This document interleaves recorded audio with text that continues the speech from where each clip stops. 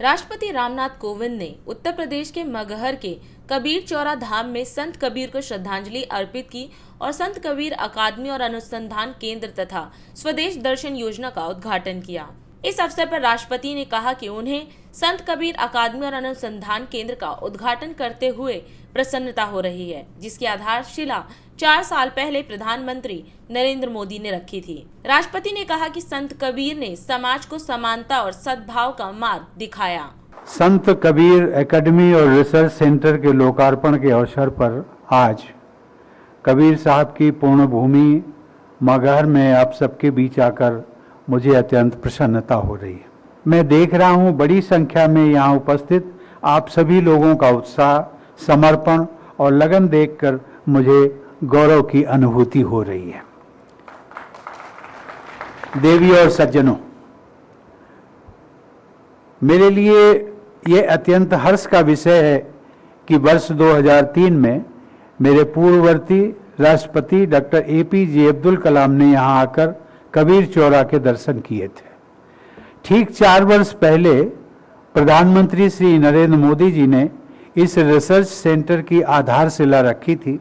उस परियोजना को पूरा होने पर आज यहाँ कबीर साहब की चित्र प्रदर्शनी, ऑडिटोरियम, पुस्तकालय और शोधार्थियों के लिए आवास आदि का लोकार्पण करते हुए मुझे अत्यंत प्रसन्नता हो रही है। आज विश्व पर्यावरण दिवस का शुभ अवसर भी है।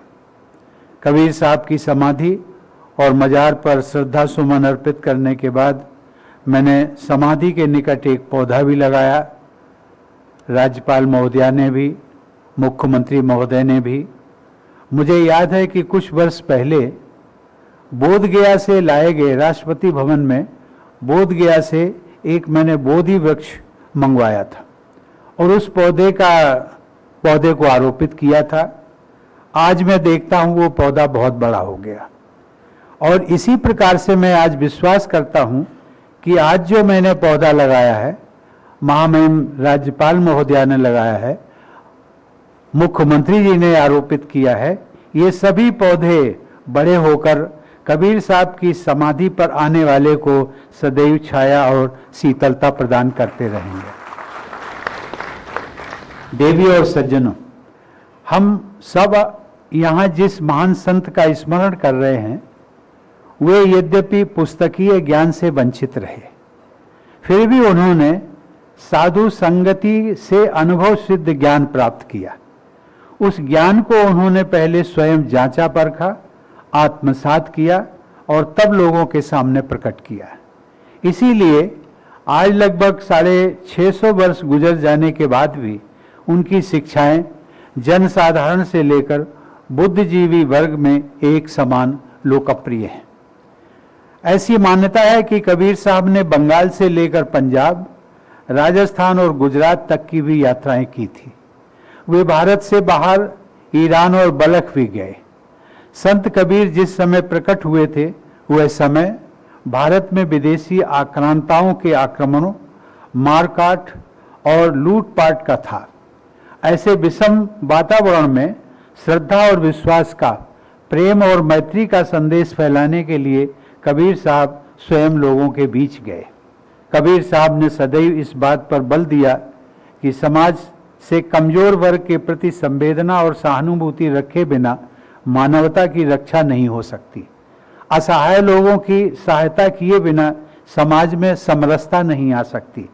मनुष्य मात्र से प्रेम ही सच्चा मानव धर्म होता है। और वो कहते भी थे कि जेई घट प्रेम न संचरे, सो घट जान मसान। उनका पूरा जीवन मानव धर्म का श्रेष्ठतम उदाहरण है। उनके जीवन में भी सांप्रदायिक एकता का संदेश छिपा था। आज एक ही परिसर में कबीर की समाधि और मजार बनी हुई है। सांप्रदायिक एकता की ऐसी मिसाल दुर्लभ है। भारत का यह सौभाग्य रहा है कि समाज में समय समय पर उत्पन्न हो जाने वाली कुरीतियों और असमानताओं को दूर करने के लिए ऋषि मुनि, आचार्य, सद्गुरु, समाज सुधारक और संत प्रकट होते रहे। इसी परंपरा में संत कबीर ने अपने युग में प्रचलित अनेकानेक विचारधाराओं को समन्वित करके उन्हें सहज लोकवाणी में प्रस्तुत किया। हमारे समाज ने उनकी वाणी और शिक्षा को दिल से स्वीकार किया। यह देश हमेशा ही अपने में सुधार के लिए तत्पर रहा है। इसी कारण जब दुनिया की अनेक बड़ी बड़ी सभ्यताओं का नामो निशान मिट गया, तब हमारा भारतवर्ष हजारों वर्ष की अटूट विरासत को लेकर आज भी अपने पांव पर मजबूती से खड़ा है। 22 वर्षों से प्रकाशित मदर इंडिया पत्रिका, पढ़ते रहे देश दुनिया की खबरों के लिए।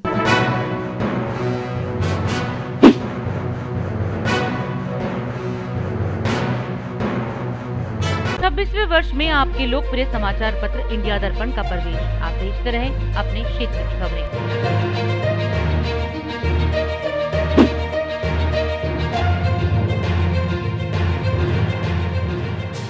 और अधिक खबरों के लिए आप हमारे YouTube चैनल दैनिक इंडिया दर्पण को अभी सब्सक्राइब करें और नोटिफिकेशन के लिए बेल आइकन को प्रेस करना ना भूलें।